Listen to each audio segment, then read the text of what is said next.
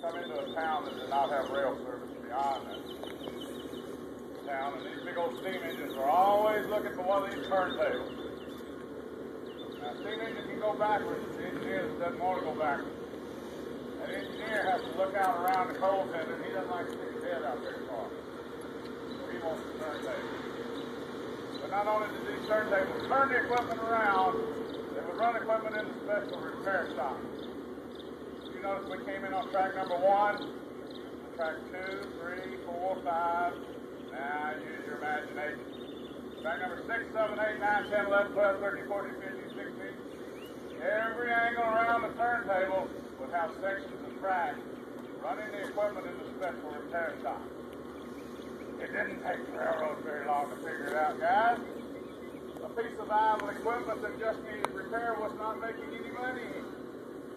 They wanted their equipment repaired immediately back out on the main track, and that was the job given to these shops built around the turntable, and it's where we got the name Roundhouse. The shops around the turntable.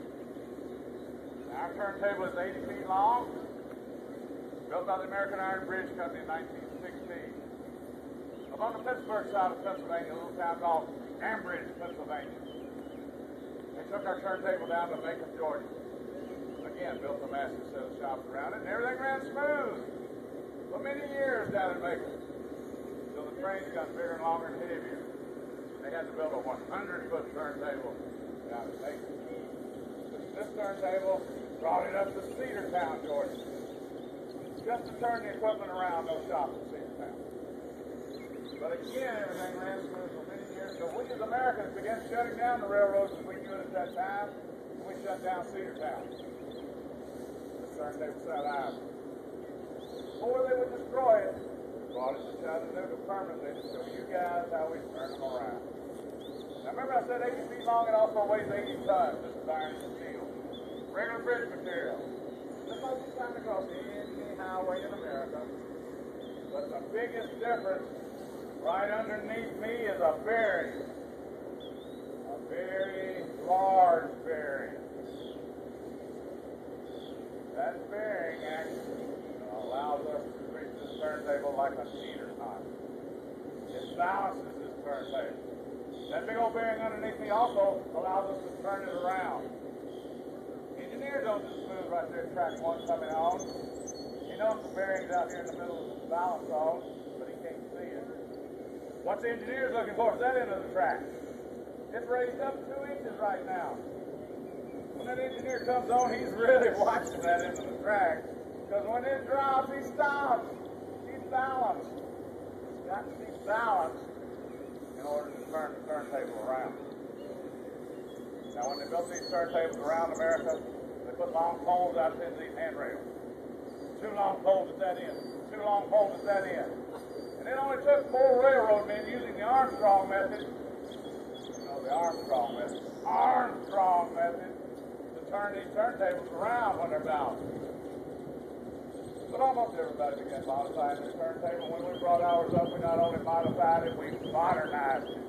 We put a 25 horsepower motor over here and geared it down, let it do the work of turning. Keep me from asking for volunteers. Watch now, the engineer comes on, he's good. He'll balance it. First time he tries it. He can't wait to get coming on, because he's watching this into the track. But once he's on here and balanced and turning, wave at him. He'll wave back at you. We'll show you how we turn it around.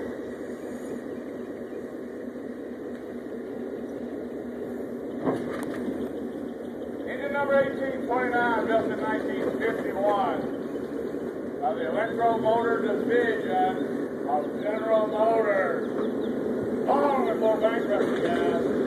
They don't build them like these.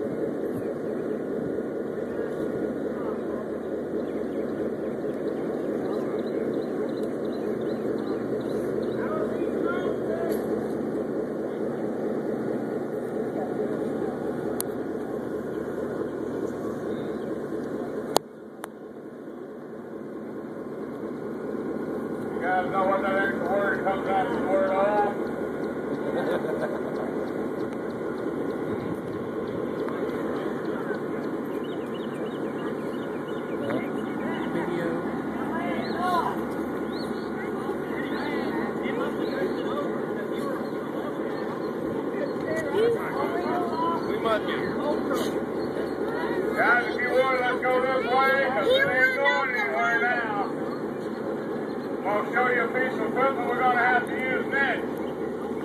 Right across the track over on track number 6. Big old black crane. That equipment on track 6 is 3. That's John Henry equipment.